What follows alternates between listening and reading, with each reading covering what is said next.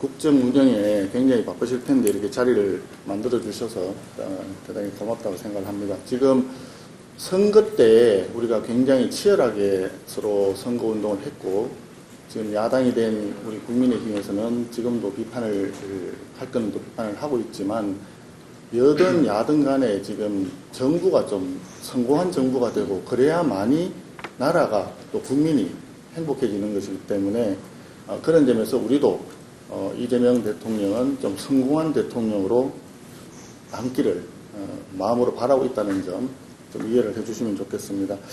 우리가 야당으로서 비판할 거는 비판하겠지만 또 소통하고 협치하면서 협력할 거는 적극 협력해서 국가가 잘 되기를 기원합니다. 그런 점에서 아마 우리 김용태 비대위원장도 제언을 하신 것 같고, 저도 몇 가지 좀 말씀을 좀 드리려고 합니다. 49.4%의 국민이 이재명 대통령을 선택을 했는데 50.6%의 국민은 이재명 대통령을 선택을 하지 않았다는 점을 고려해서 통합과 협치로 나아가기 위한 야당의 그 고언을 좀 들어주시기를 바랍니다. 먼저 인사 문제입니다. 인사가 만사라고 했는데 대통령께서 총리 후보자를 선택한 사유에는 아마 여러 가지 상황과 그 능력 이런 부분들을 충분히 고려하셨을 거라고 봅니다. 그런데 지금 이제 언론에 나오는 사항만 보더라도 지금 총리 후보자에 대한 의혹이 사실 감당하기 힘들 정도로 많이 나오고 있습니다. 근데 그 내용에 대해서는 이미 소상하게 파악하고 계시길 것이기 때문에 거기에 대해서는 추가로 여기서 말씀은 안 드리겠습니다. 그런데 우리가 생각할 때는 이 김민석 후보자가 청문회를 임하는 그 자세와 태도 부분은 대통령께서 분명히 인지를 하고 계셔야 될 것 같아서 말씀을 드립니다. 아직 총리 후보자는 청문회도 하기 전입니다. 그런데 후보자가 정부 부처의 업무 보고를 받는다는 이야기가 언론에 보도가 되었습니다. 또 정부 부처의 차관을 대동하고 행사를 나가고 이런 일도 지금 나오고 있습니다. 벌써 총리가 다 되었다라고 국민들은 느끼실 것 같습니다. 인사청문 대상자가 청문회에 필요한 자료 제출은 하지 않고 청문위원을 조롱하고 비아냥대는 글을 또 올리고 있습니다. 제가 정치에 과문한 탓인지 모르겠습니다만 역대 어떤 총리 후보자가 이런 식으로 행동했는지 제가 알지를 못하겠습니다. 혹시 국회 청문회와 인준 절차를 대놓고 무시하고 능멸하는 오만한 행태라고 국민들께 보여질까 심히 우려되는 대목입니다.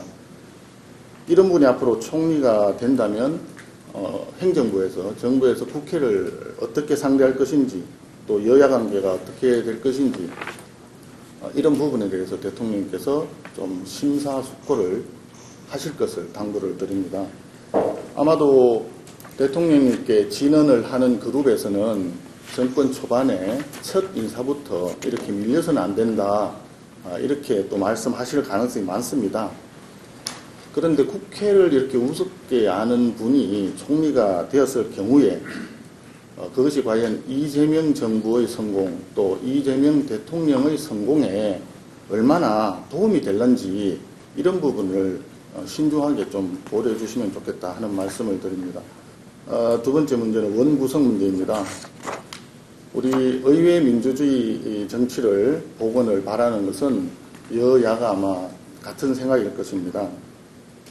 오랜 국회 관행상 원내의 교섭단체 순서대로 제1당이 국회의장직을 맡고 2당이 법사위원장직을 맡음으로써 원내에서 견제와 균형이라고 하는 민주주의 원리를 실천해 왔던 것이 오랜 국회 관행이었습니다. 그런데 이것이 지금 사실 더불어민주당이 압도적인 다수를 점하다 보니까 중간에 많이 지금 왜곡이 되어 있습니다. 국회원 구성 문제는 사실 국회 교섭단체끼리 서로 상의하면 될 일이지 굳이 대통령께 이 말씀을 드릴 사항은 아니라고 생각하실 수도 있는데, 사실 지금의 국회원 구성 자체는 우리 대통령께서 당대표 하실 때 그때 세팅이 되어 있는 사안이지 않습니까? 한마디로 이재명 더불어민주당 대표의 숨결이 고스란히 남아있는 그런 상황이라고 보여집니다. 그래서 대통령께서도 이런 부분은 결자 해제하는 마음으로 다시 한번 봐주시기를 좀 부탁을 드립니다. 야당이 더불어민주당이 야당이었을 때 법사위 그 다음에 운영위 이런 전부 독식을 했는데 그때 명분은 윤석열 정부가 타겟이었습니다. 그런데 지금 윤석열 정부 없지 않습니까? 이재명 정부가 있을 뿐이고 이재명 대통령의 시대가 되었습니다.